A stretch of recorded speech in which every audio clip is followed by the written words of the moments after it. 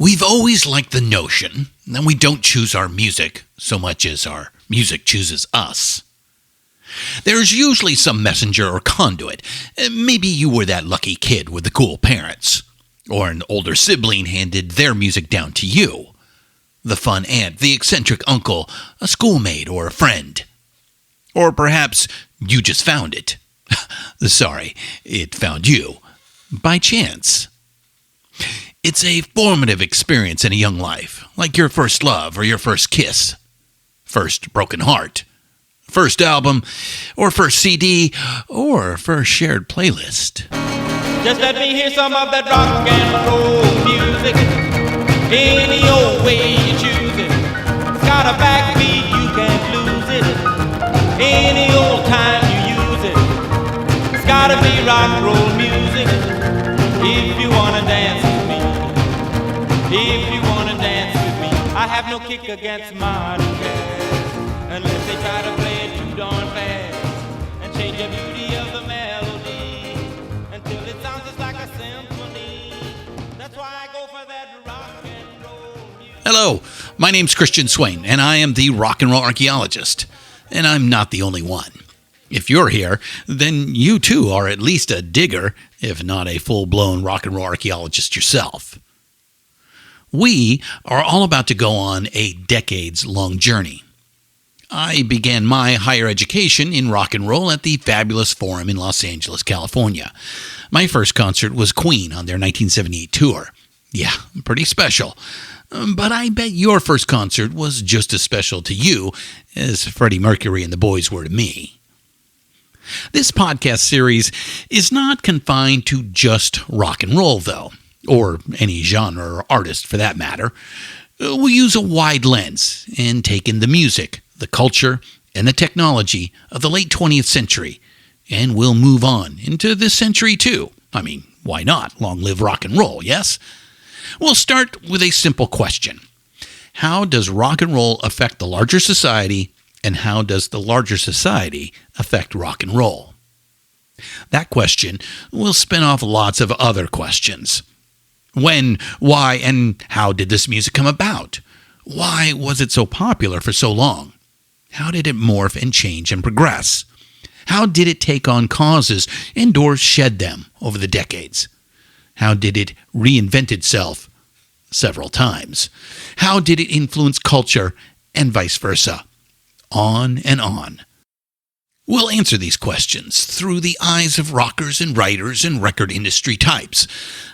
But more than any other perspective, we want to celebrate and elevate the fan's perspective because that's what we are. We're rock and roll fans. This podcast is intended to be education and commentary. It will discuss adult themes and may use coarse language.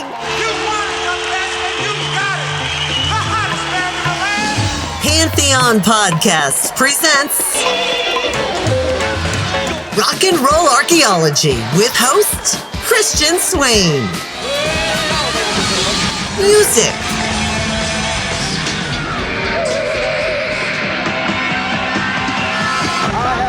Culture.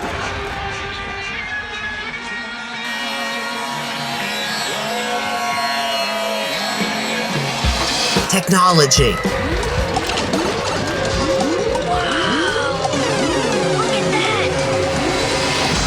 And rock and roll.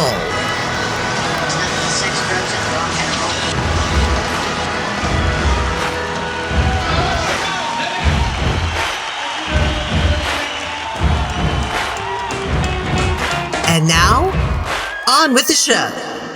Hey, diggers. Welcome to episode 1, Redux. What you're about to hear is our best effort at telling the complete history of rock and roll. Crazy, I know. We're a couple of old school fans with plenty of rocker cred making an audio documentary podcast. We'll do a lot of storytelling. We'll meet some people and learn about their lives. We'll sprinkle in some history and some explanatory technical stuff about music theory. Don't get scared away by that. It's not like you have to have a degree in music or anything like that. We'll keep it fairly simple there. Finally, and most importantly, we'll try to give you some big picture stuff. set the elements in context with commentary on the times and how music and culture interacted. That is our big thing. It's a long, crazy ride through half a century plus, taking in music, culture, and technology. We've got heroes and villains, rags to riches stories, rags to riches back to rags. And the soundtrack absolutely kills. We got a lot of great musical examples, and we love serving those up. So, that's it. Let's get to it. Short and sweet. Let's take our first steps. I give you episode 1 of Rock N Roll Archaeology, The Precursors.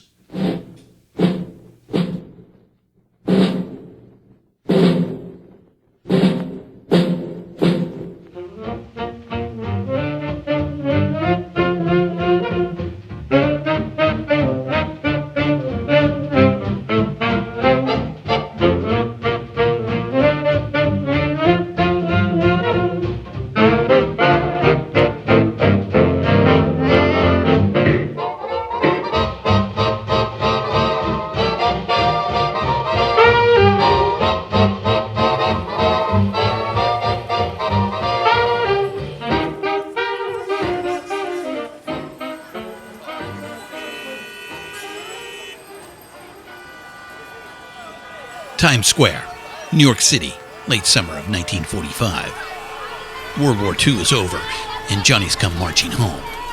The tragic telegrams no longer go out to American families. The dormant industrial capacity of America, pent up by a decade of depression, was then militarized and unleashed across the globe. It proved to be unstoppable.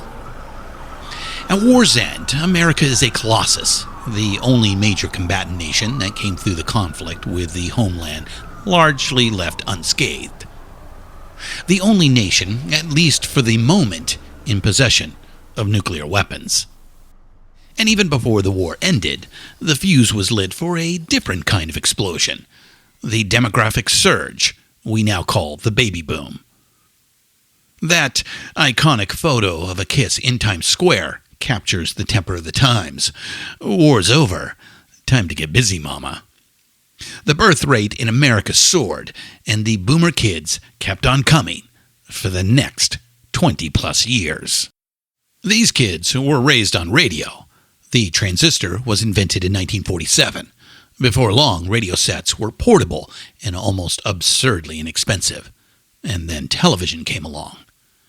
At first, TV supplemented the medium of radio, but it wasn't long before it was the other way around.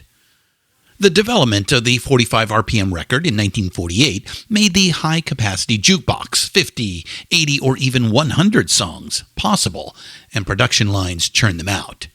Now it's something any small-town burger joint or soda shop could afford to install.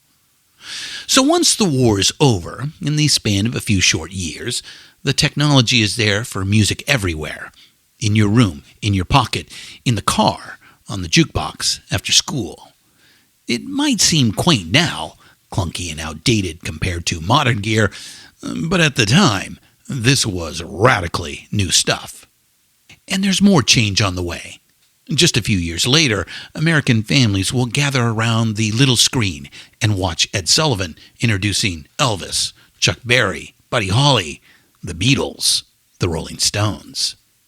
Archaeologists often look at the tools of a lost civilization. They reveal much about how life was lived. So right here, we take note of the transistor, the 45, and the jukebox, the emergence of broadcast television. These primitive tools are the precursors to our LPs, our CDs, and our iPods.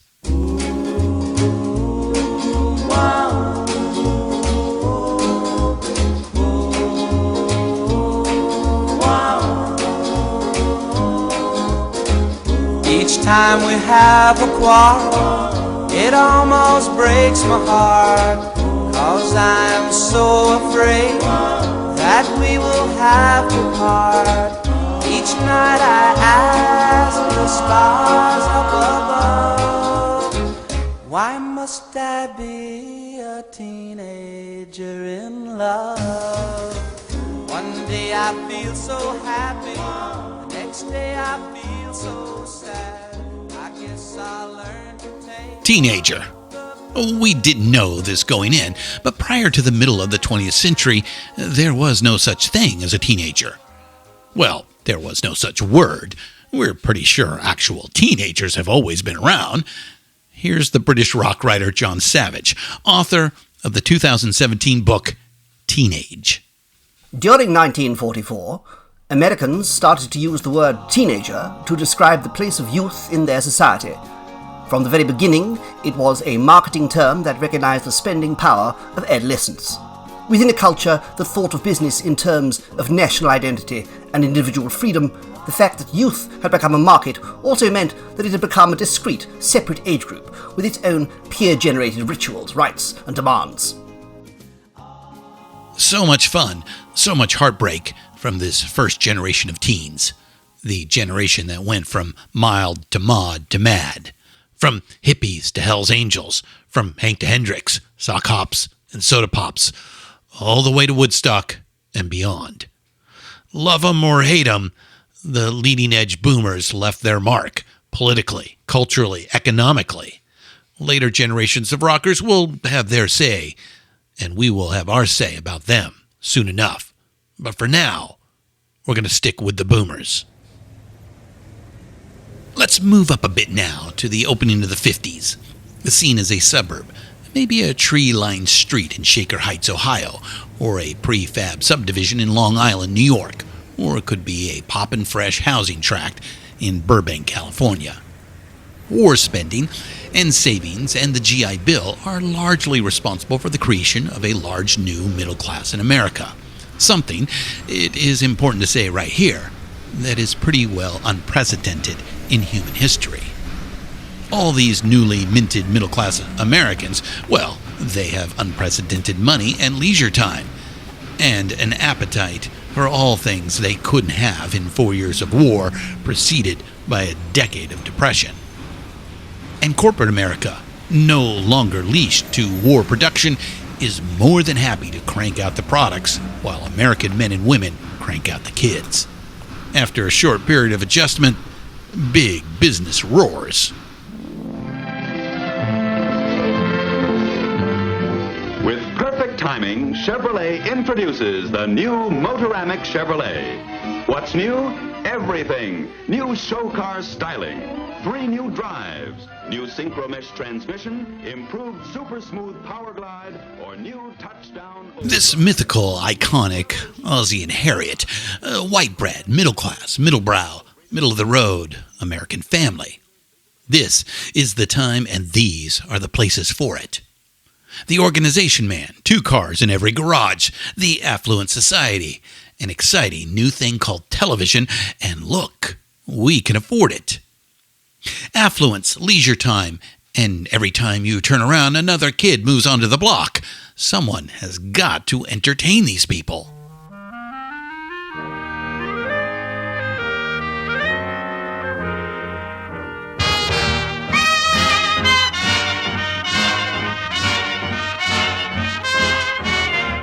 To accentuate the positive feeling, minus to negative, latch on to the affirmative. Don't mess with Mr. In Between. You got to spread joy. Well, there's a little problem here. It's not 100% true.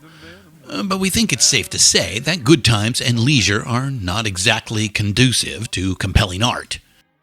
And sure enough, nowadays, it's accepted wisdom that mainstream entertainment from the late 40s and early 50s is tame and conformist, the kind of thing you mock as hokey and trite. Again, not all of it, but that was the zeitgeist. So we found the audience. Holy crap, another teenage kid just moved in. Okay, we've got an audience. I can hear the coins jingling in their pockets.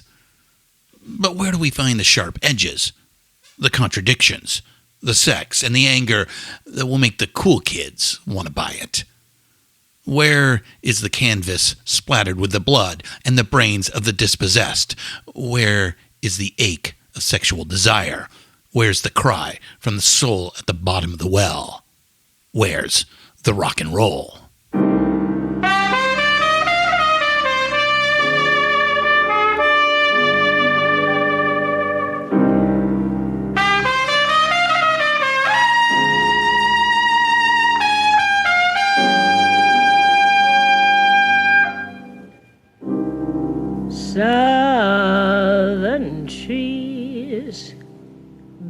a strange fruit. Blood on the leaves and blood at the root. Black bodies swinging in the southern breeze. It turns out we don't have to look too far. The fruits of victory are not available to all in post-war America. African Americans serve and fight overseas, only to come home to an America that still denies them their rightful place at the table. There are small beginnings, cracks beginning to show. Jackie Robinson breaks into Major League Baseball in 1947. The integration of the Army by presidential order in 1948. In some states, rudimentary civil rights protections are tentatively discussed, but real action is still years away.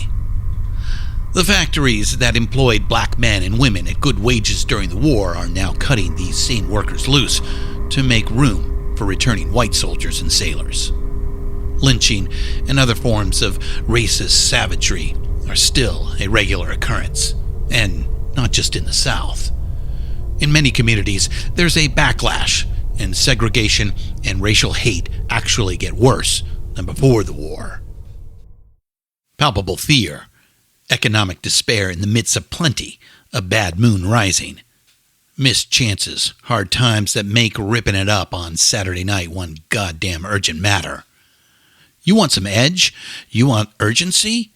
You want something deep inside that must be expressed and cannot be denied?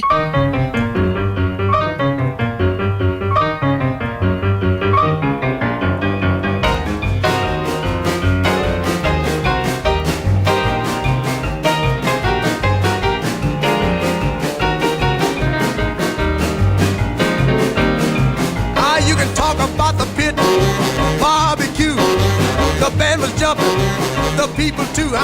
Mess around, they're doing the mess around, they're doing the mess around, everybody doing the mess around. Everybody was juice. It's often hard to pinpoint things in time, but the mess around, an early hit by Ray Charles, feels like an important moment. 1953, when white kids and black music started getting to know each other and became fast friends. Ray Charles, crossover artist before anyone knew the term crossover artist. Speaking of crossovers, the crossover in music reflected a much larger crossover, an exodus, more accurately, that caused an entire population to shift places and associations, the Great Migration. By 1930, the year Ray Charles was born, the Great Migration of African Americans out of the rural South to the cities of the North, the Great Migration had been underway for at least a decade. We'll get into this in detail in a later chapter, but for now, suffice it to say that this is a huge factor in setting up the rise of rock and roll. Eventually, Ray Charles was carried along on this wave, but he was stuck in the Deep South until his teenage years, when his musical talent advanced far enough to buy him a train ticket out.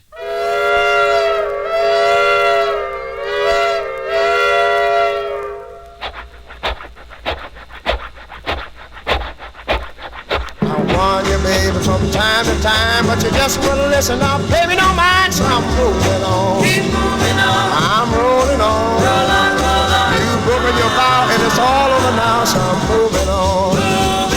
That big 8-wheel rolling down the track. Need your true loving daddy ain't coming back, cause I'm moving on. Keep moving on. I'm rolling on. Roll on, roll on. You're flying too high from my blue sky, so I'm moving on. Moving on. Someday, baby, when you had your play, you're gonna want your daddy, but your daddy would say, keep on moving. Keep moving on. Keep rolling on. Roll on, roll on. The absence of one sense amplifies and enhances the senses that remain. The visually impaired tend to have excellent hearing. That's been accepted wisdom for a long time. In 2010, a peer-reviewed study done at the London Institute of Education was able to actually quantify that. The conclusions are nothing short of astonishing. Blind children are 4,000 times more likely to have perfect pitch, a highly predictive marker of exceptional musical ability. 4,000 times more likely than their fully sighted peers. So even as childhood glaucoma robbed Ray Charles of his sight, it gifted him. Like it often does, fate and circumstances took with one hand and gave with the other. The genius they called Ray the Genius. Kind of an overused term, really. It gets tossed around a bit too casually and gets watered down as a consequence. But in the case of Ray Charles, genius is entirely appropriate, even understated. And when you consider the hellish circumstances of his early life, the things he had to overcome, well, it transcends genius. It goes beyond greatness. It's like a 1 in 10 billion thing. I was born with music inside me, Ray would sometimes say. That's the only explanation I know. Here's the musicologist Henry Pleasance, author of The Great Singers from the Dawn of Opera to Our Own Time. It is the singing of a man whose feelings are too intense for satisfactory verbal or conventional melodic articulation. He can't tell it to you. He can't even sing it to you. He has to cry out to you or shout to you in tones eloquent of despair or exaltation. Well, I got a woman way over town that's good to me. Oh yeah, say I got a woman way over town, good to me. Oh yeah, she give me money when I'm in need. Yeah, she's a kind of friend indeed. I got a woman way over town that's good to me. Oh yeah, she says a loving early in the morning. At the age of 18, Ray made his way out of the Deep South, all the way out to the opposite corner of the country, Seattle. Ray would make the West Coast his home for the rest of his days. For the next 4 years, he worked as a sideman and cut some records for a small label called Swingtime Records. Swingtime went bankrupt in 1952, and an up-and-coming label, Atlantic Records, brought up Ray's contract for $2,500. Those early Ray Charles records on Atlantic have become legendary, and for good reason. They sound amazing, a big fat sound that was way, way ahead of its time. Those songs just came pouring out of the jukebox speakers. A brilliant young recording engineer named Tom Dowd was behind the mixing desk. Tom was handpicked by Atlantic Records exec Ahmet Ertegun to work with Ray. It was the beginning of Tom's long, marvelous career as an engineer and producer. Remember that name, Tom Dowd. It will come up again. When Ray signed with Atlantic, he was a prodigy who did a pretty sharp imitation of Nat King Cole. During his time at Atlantic, he developed into the proverbial complete package. A virtuoso pianist, bandleader, composer, and singer, and the biggest and most important of the rock and roll precursors.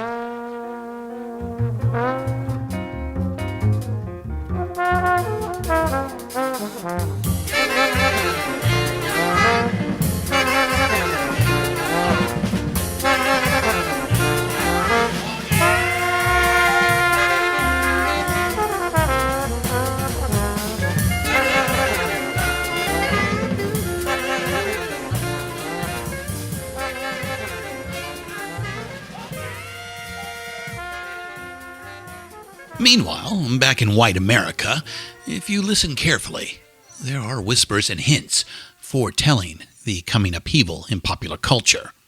From New York to San Francisco, in coffee houses and bookstores, the beat poets rap out the revolution. Jack Kerouac, William Burroughs, Allen Ginsberg, and their spiritual brothers and sisters have rejected middle-class morality and the commodification of art and expression. Compared to, say, Ray Charles, these beats are sons and daughters of privilege. Ginsberg grew up middle class and studied at Columbia. Former altar boy and football star Jack Kerouac, similar story. Their anguish is the pain and anger felt by the bright and the sensitive who encounter injustice. And they give voice to a thought that has long bubbled below the surface, something taboo in the America of that time. This is all fucked up! We don't have to live like this! Through art and example, they reject materialism, trash convention, and embrace hedonism. They burn with anger at the shabby, unjust treatment of their African American brothers and sisters. They're activists for gender equality and for an end to the marginalizing of gay and lesbian Americans.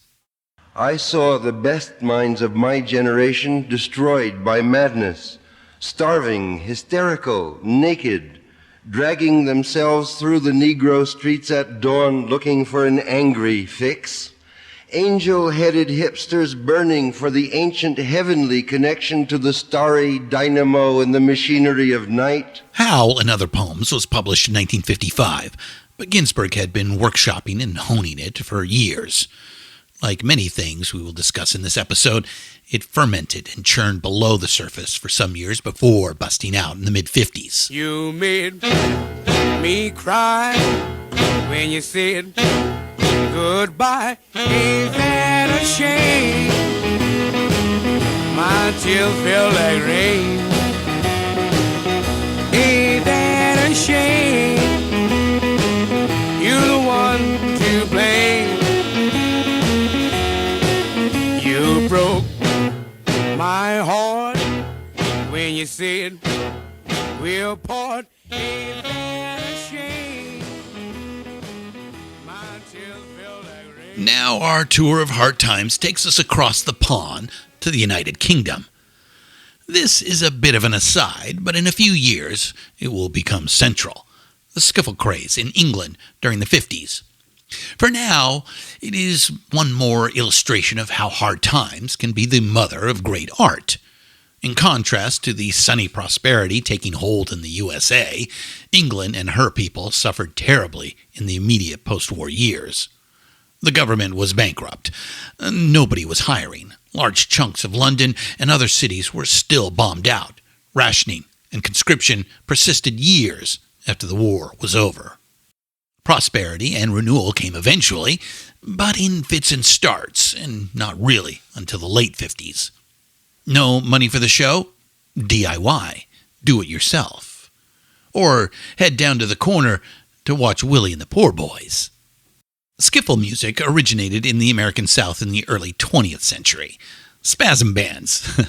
I love that. Spasm bands, or jug bands, or later on skiffle bands, played simple folk tunes in little clubs and cafes, and more often than not, on street corners.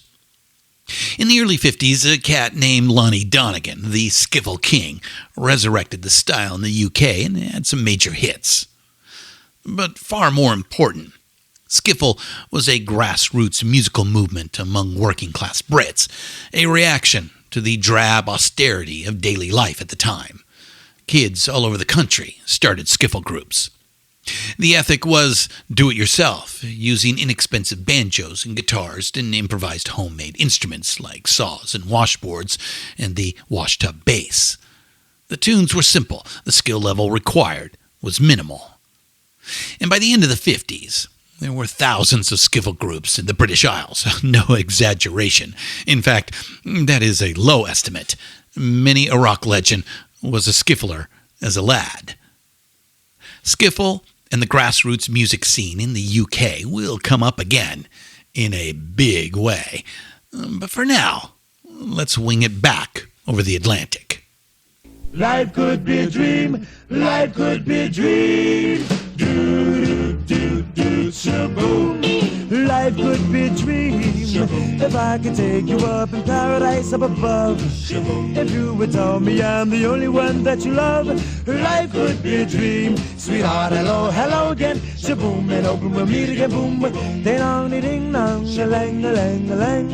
Oh, oh, oh, bip, a bip, a dip. Oh, life could be a dream. If only all my precious plans would come true. If you would let me spend my whole life loving you, life could be a dream, sweetheart. The term doo-wop didn't come along until 1960 or so, but the musical genre got going in the 1930s. We'll use the term doo-wop as our shorthand. By the mid-50s, the vocal group sound, or doo-wop, was well developed. The Ink Spots and the Mills Brothers, with their polished shows and sweet four-part harmonies, had hit after hit and sold out nightly. Like the skiffle craze in England, doo-wop became a grassroots musical movement on street corners all across America. It was sweet and fun, and especially popular in the Northeast. Seemed like every time you came around a corner in Brooklyn or Philly, there was a group of fellas hanging out and harmonizing. As the 50s went on, it spread out, and there were regional strains of doo-wop. In New York and Philly, it had a definite Italian-American flavor. Think Dion and the Belmonts. Out on the West Coast, young Latino singers took it up.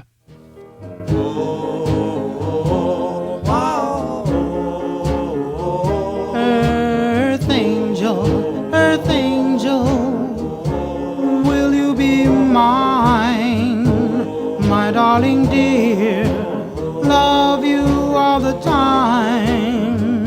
I'm just a fool in love with you.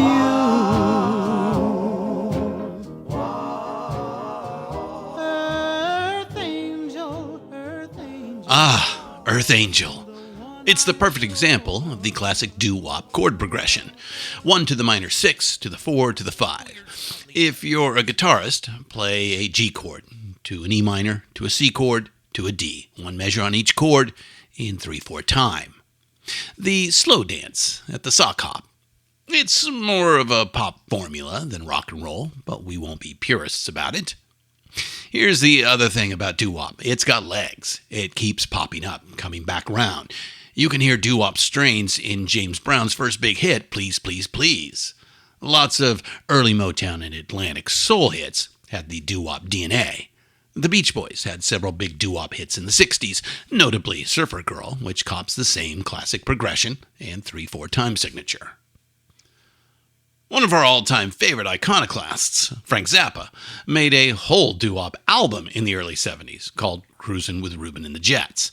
It somehow manages to savagely mock doo-wop and pay loving tribute to it all at the same time. Manhattan Transfer and Billy Joel had top 10 hits with the doo-wop sound during the 80s. Huey Lewis scored his own top 10 with a remake of Curtis Mayfield's It's All Right in 1993. Sweet, radio-friendly harmony singing, it just never goes out of style. We love it too, but we're rockers through and through. So we go in more for that soulful blues stomp and holler. Hit it, Big Joe. I believe to the soul you devil is not. I believe to the soul you devil is not. Well, Lord, I work as fast as my money goes. I said shake, round and roll. Shake. Shake, round and roll. Shake, round and roll. Well, you won't do right to save your doggone soul. Yeah,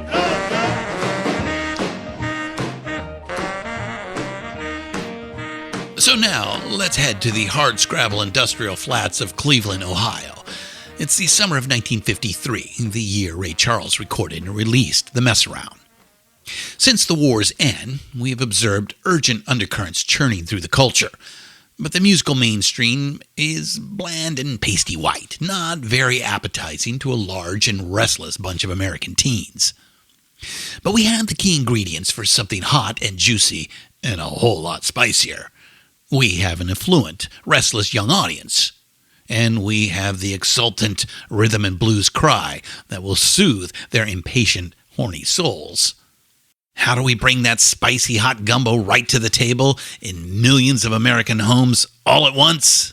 Hello, everybody. This is the king of rock and roll, Alan Freed, with a choral rock and roll dance party and the big beat in popular music in America. So gather the gang around for a rockin' good time with our own big rock and roll band starring tenor sax stars Sam the Man Taylor, Big Al Sears, and Freddie Mitchell. And here we go with Right Now, Right Now. 1, 2, 3, 4.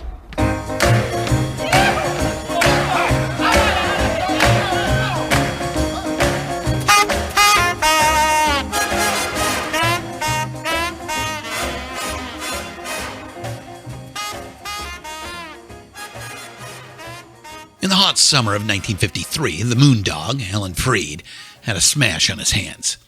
It had been one incredible year.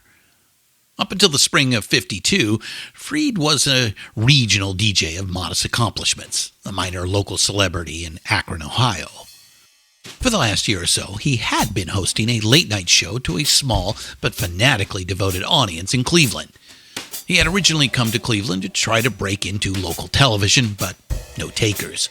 Alan ended up working the graveyard shift at a music station, mainly because it was the only gig he could get. He had not left his Akron show on good terms. He was relatively young, early 30s, and a bit on the frenetic side. Really tame by today's standards, but compared to his peers at the time, he was pretty revved up. His career had plodded along in an unspectacular manner until a Cleveland record store owner, name of Leo Mintz, pushed Freed to play so-called race records.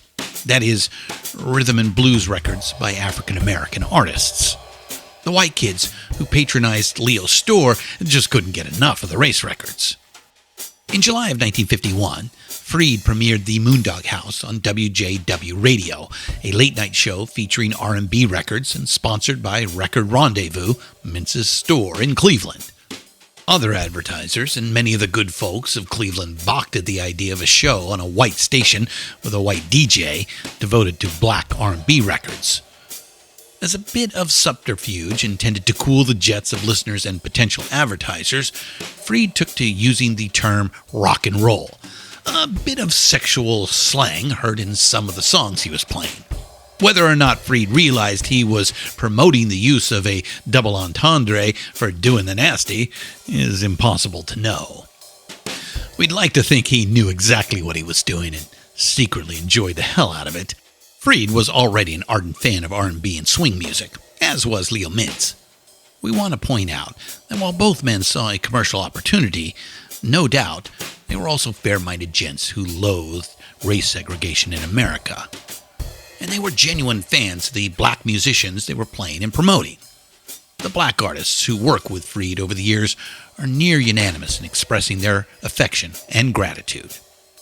Ben Fong-Torres, the Rolling Stone writer and editor, wrote the biography page for AlanFreed.com, a tribute site built by Judith Fisher Freed. Here's an excerpt that will wrap back around to the earlier point we made about Alan Freed's highly eventful year. Freed soon embraced the music and its young fans. As his Moondog show's popularity increased, he decided to stage a dance with R&B stars. The Moondog Coronation Ball on March 21st, 1952 was a smash, literally. The 10,000 capacity Cleveland Arena was sold out, but another 20,000 people showed up and many tried to crash the gates. The dance had to be canceled, but it is widely considered by historians as the first ever rock and roll concert. Fong-Torres is a bit mild in his description here. Newspaper accounts at the time called the outside scene a riot. The show itself lasted exactly one song.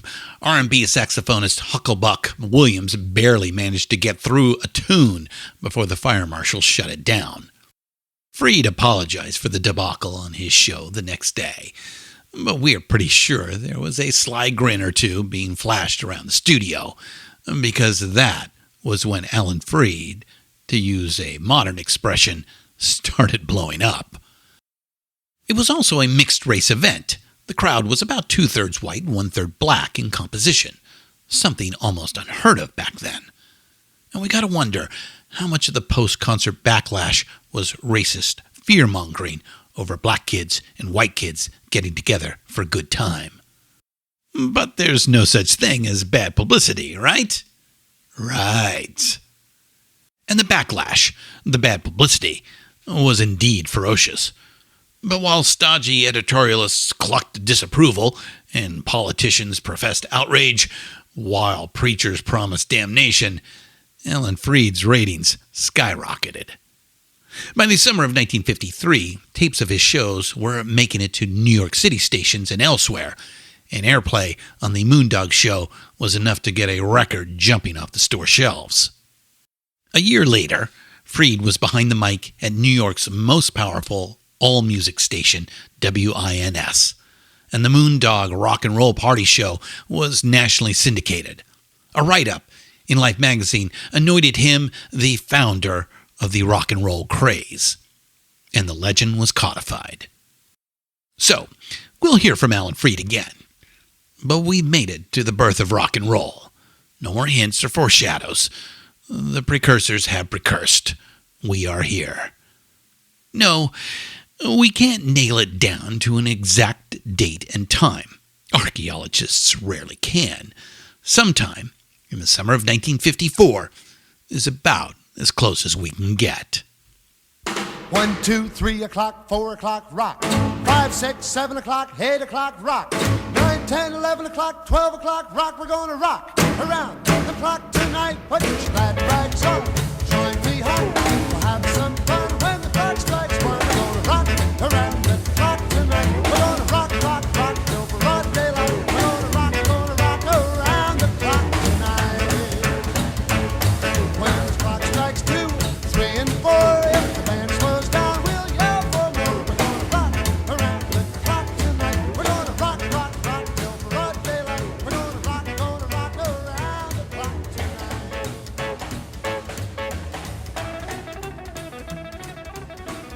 Bill Haley can fairly be described as a journeyman musician of modest talent, but with a lot of drive and ambition. Like the guy we just met, Alan Freed, Bill Haley was a frenetic ham, a born showman, a workaholic, and an alcoholic too. The similarities don't end there. Bill also had a keen ear for the rhythm and sound of teen culture. At a gig, he overheard some kids using the expression, "crazy man, crazy," and used that phrase as the title of his first hit tune. "Crazy Man, Crazy" charted in 1953, and it was the first rock and roll song to be televised nationally as part of the soundtrack for a television play starring James Dean. Bill was what marketing types these days would call an early adopter. Raised in a musical family, he was exposed to varied, eclectic influences from a young age: jazz, classical, country, swing, rhythm and blues, show tunes, and novelty songs. Bill Haley heard them all growing up. He'd spent the last decade as a working musician crisscrossing the country, banging out all these styles before audiences. He honed a fine sense of what his audience was looking for, and Bill had the ambition to give the people what they wanted. Bill Haley and his Comets recorded Rock Around the Clock at the Pantheon Temple Studios in New York for Decca Records, April of 1954. It was released the following month as a B-side to a song called 13 Women and Only One Man in Town. 13 Women went on to richly deserved obscurity. Rock Around the Clock went on to sell somewhere north of 65 million copies, and it still sells well today as an individual download and in oldies collections. I said 1954 was the birth year, and I'll make that case further. But while Rock Around the Clock enjoyed some chart success in the summer of '54, it didn't hit big until a year later, when it was featured over the opening credits in the 1955 movie Blackboard Jungle. It was re-released as an A-side that May and shot straight to number 1, the very first rock and roll record to attain that lofty position.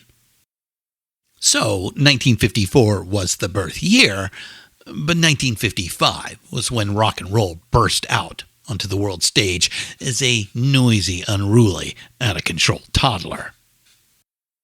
But we're going to stay in 1954 for a little longer to talk about two really big political moments in America that helped create this precocious and unruly brat, rock and roll.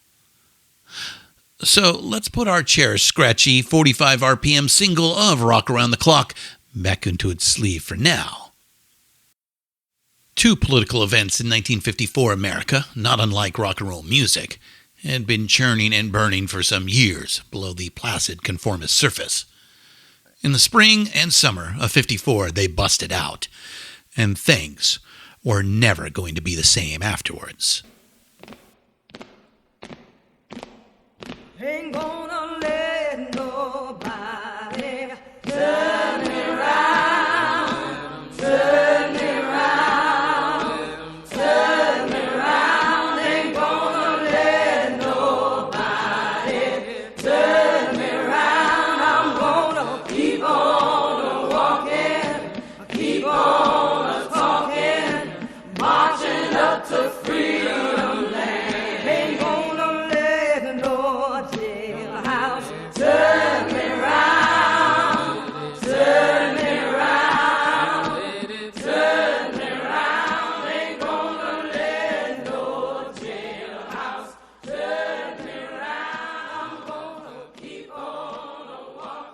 On May 17th, the Supreme Court of the United States published the long-awaited Brown v. Board of Education decision.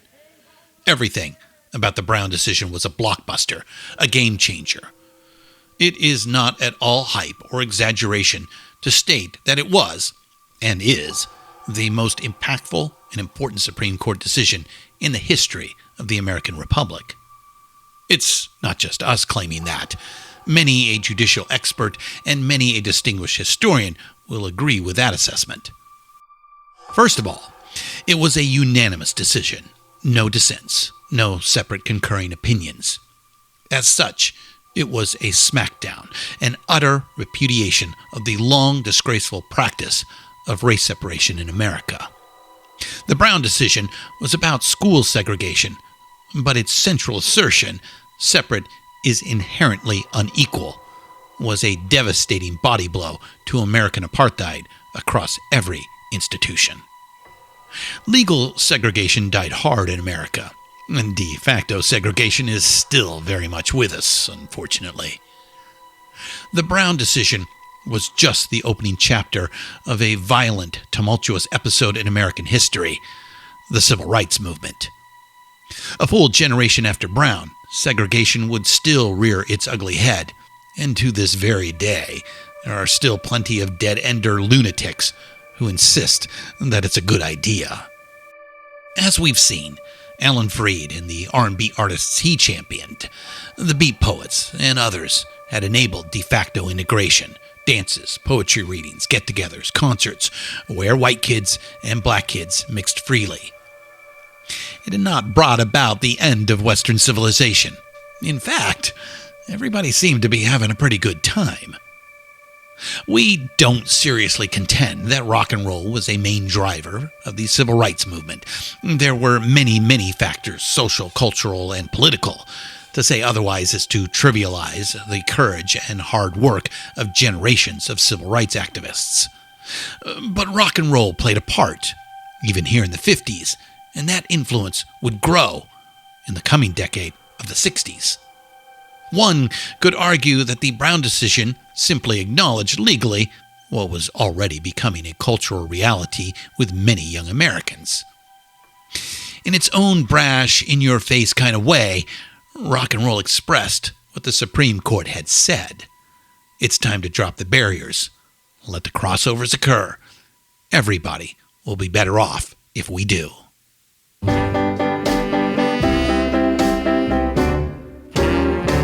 Oh, yes, I'm the great pretender. Pretending that I'm doing well.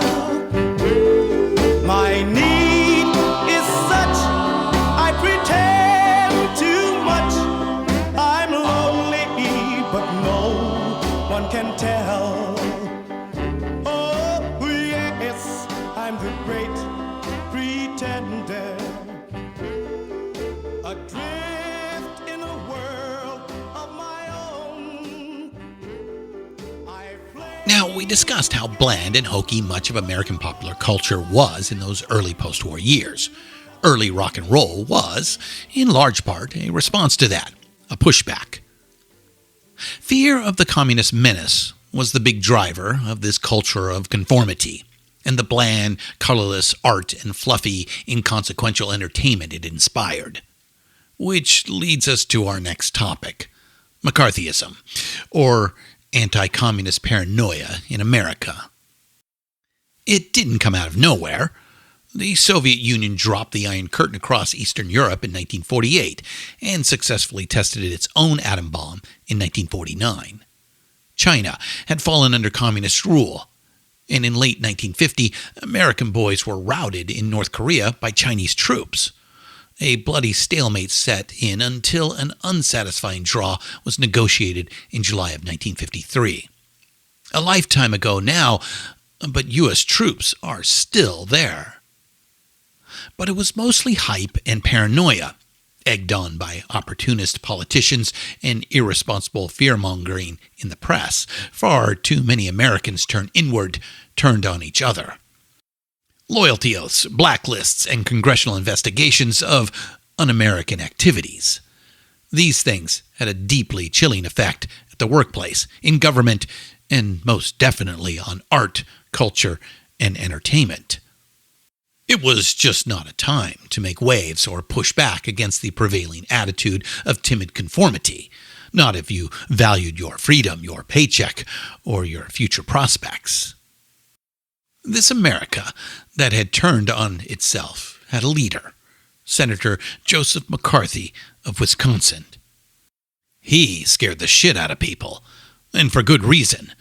McCarthy ruined careers, subjected innocent Americans to public humiliation, and pressured them to sell out their friends. This greasy, drunken demagogue drove good people to despair and even suicide. To their immense credit, some leaders, both conservative and liberal, saw through McCarthy and stood up to him.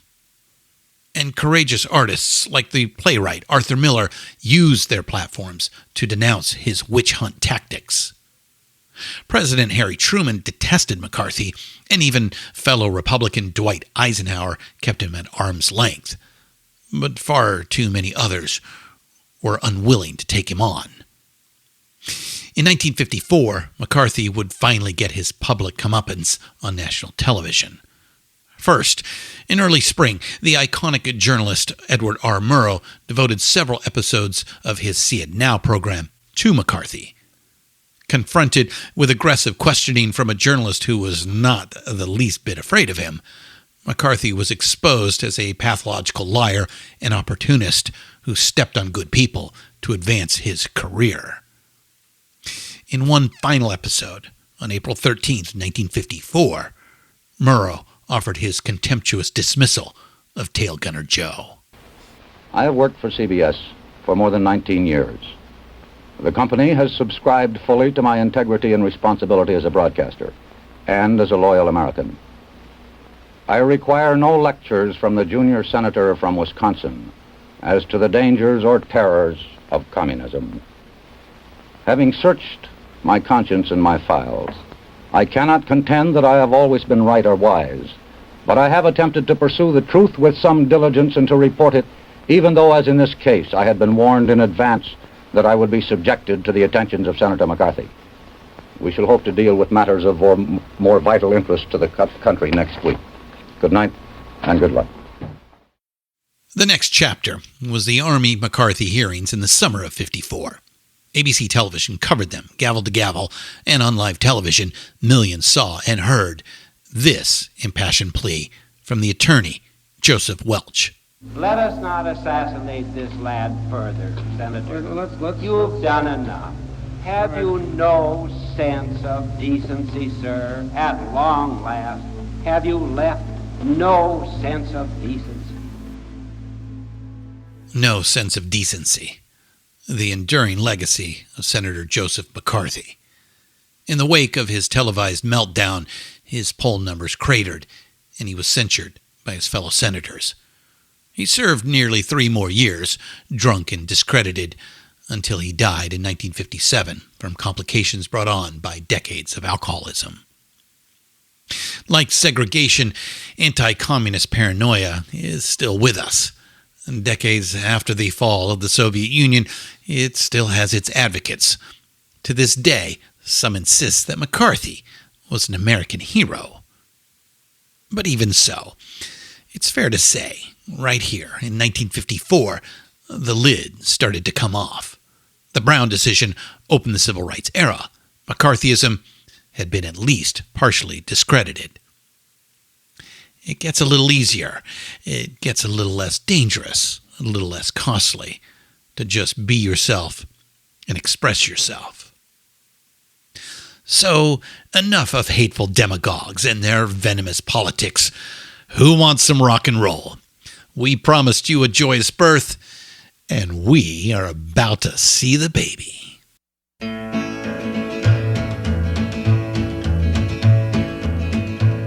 Well, that's all right, Mama. That's all right for you. That's all right, Mama. Just any way you do it, that's all right. That's all right. That's all right, Mama. Any way you do. Well, she done told me, Papa done told me too. Son, that gal you foolin' with, she ain't no good for you. But that's alright, that's alright, that's alright, Mama, anyway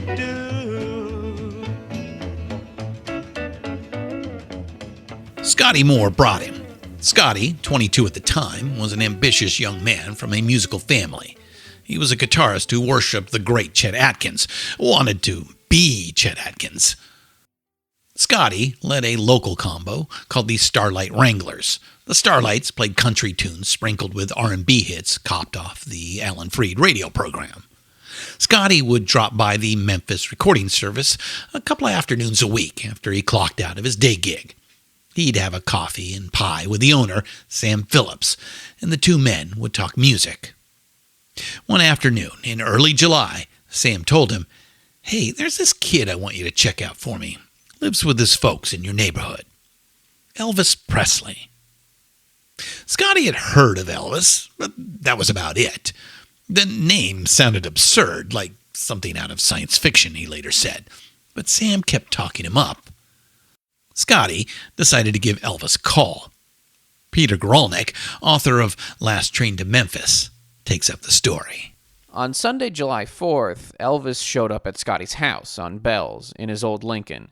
He was wearing a black shirt, pink pants with a black stripe, white shoes, and a greasy ducktail, and asked, "Is this the right place?" when Scotty's wife, Bobby, answered the door. Scotty was impressed, even though he couldn't quite explain why. The kid could definitely sing. Like a lot of Southern boys, he had that gospel background. He could play a little guitar, too. He dressed flashy, and he was undeniably handsome and charismatic. But he seemed strange somehow. In a good way. Again, Scotty couldn't quite put his finger on it. He knew Sam wanted a report, so Scotty called him up as soon as Elvis left. Sam Phillips booked them for the next evening, July 5th, 1954. It was a long, mostly fruitless session.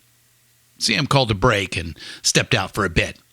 When he came back, he heard the boys running through the Arthur Crudup blues number, "That's All Right." Peter Grolnick, once again.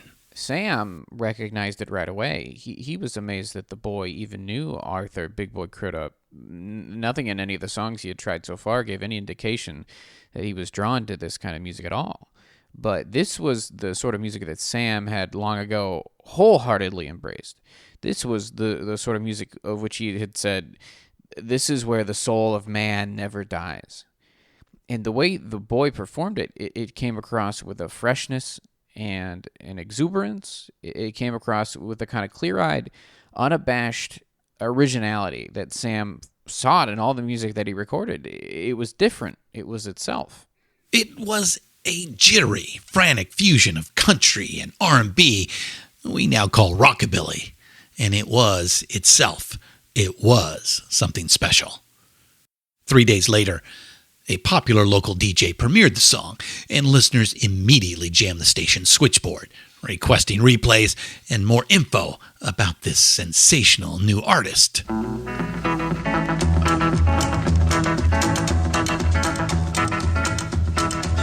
Train I ride, 16 coaches long. Train I ride, 16 coaches long. Well, that long black train got my baby and gone.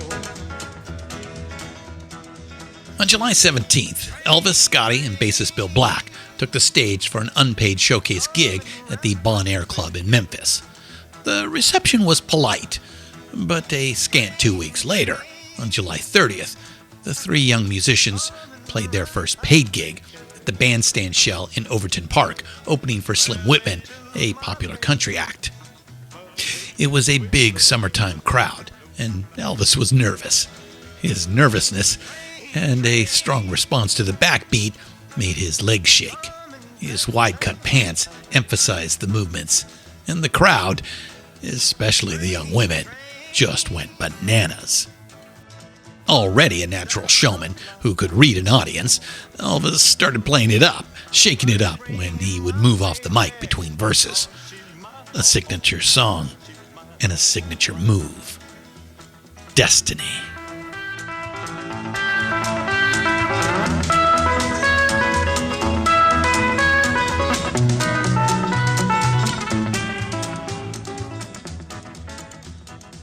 So much more to say about the young man from Tupelo, Mississippi, and we'll pick that right up in our next episode. I'm Christian Swain, and this is Rock N Roll Archaeology. Thanks for stopping by, and we hope to see you in episode 2. Keep up the rockin'.